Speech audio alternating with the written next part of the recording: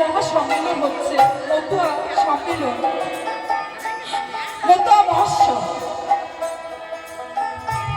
এই মহৎ উৎসবে গ্রামবাসী, এই গ্রামবাসী সবাই অক্লান্ত পরিশ্রম করে যে মহোৎসবের আয়োজন করেছে,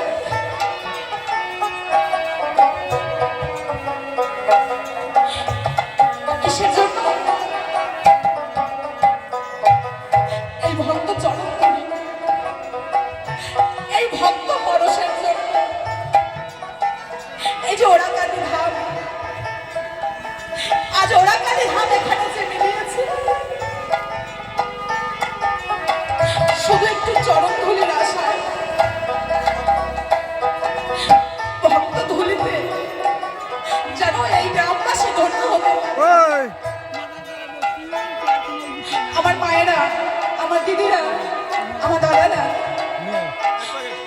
আজ অক্লান্ত পরিশ্রম করে যে ওরাকালি ধাম আজ এখানে মিলিয়েছে। আপনারা সবাই একটু আশীর্বাদ করবেন, সামনের বছর প্রত্যেক বছর জমায়া এইভাবে সম্মেলন করে দেওয়া পারে, আর এই ভক্ত সম্মেলন করে দিতে পারে। এই নদে মা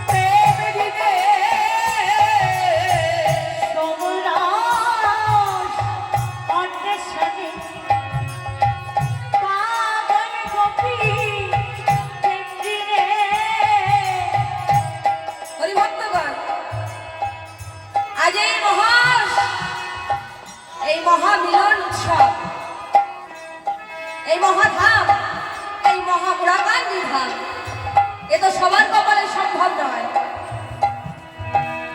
অনেক গুণী ব্যক্তি, ধনী, অনেক অর্থের মালিক হলেও কিন্তু এই মহানাম যজ্ঞে তিনি আসেন না। আসেন কি? দেখবেন আপনাদের গ্রামেই অনেক কোটি কোটি পতি আছে, কিন্তু তার বাড়িতে মহা উৎসব হয় না, তাই তো?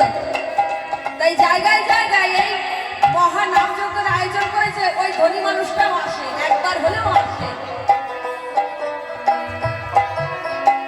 আমার অশ্বিনী মশাই বললেন গুরুচাঁদকে, বাবা আমি কোনোদিনও সংসার করব না। কেন জানো? সংসার করলে আমি তোমায় ভুলে যাব। সংসারের মায়ায় হয়ে বন্দি আমি এড়াইতে না পারি সন্ধি, তাই না? সত্যি আমরা সংসার জালে এমন ভাবে বন্দি হয়ে যাই, ভগবানকে আর নাম করার মনেই থাকে না, পুজো দেওয়ারটাই মনে থাকে না। আমি আমার কথা বলছি, আমার ছেলেকে বলি, বাবা তুই পুজো দে, ওই 5টা মিনিট আমি দিতে পারি না। তাই যার অর্থ আছে, যে অনেক টাকা অনেক সম্পত্তির মালিক, তিনিও কিন্তু মহা উৎসব করেন না। কিন্তু এই যে মহানাম যজ্ঞ, এই মাঝে মাঝে জায়গায়, মাঠে মাঠে বড় বড় জায়গায় অনুষ্ঠান হয়, তিনিও কিন্তু আসেন। তার দম্ভ অহংকার ফেলে, সবকিছু ফেলে তিনি আসেন। তাই এটা যারা করেন তাদের নামে সবাই মিলে একবার হরিবল হরিবল হরিবল হরিবল হরিবল। যাই হোক,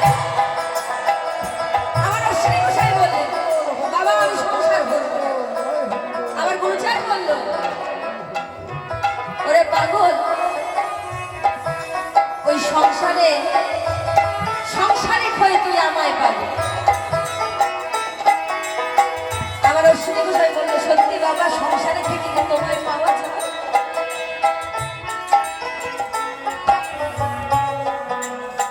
সংসারে থেকে কি তোমায়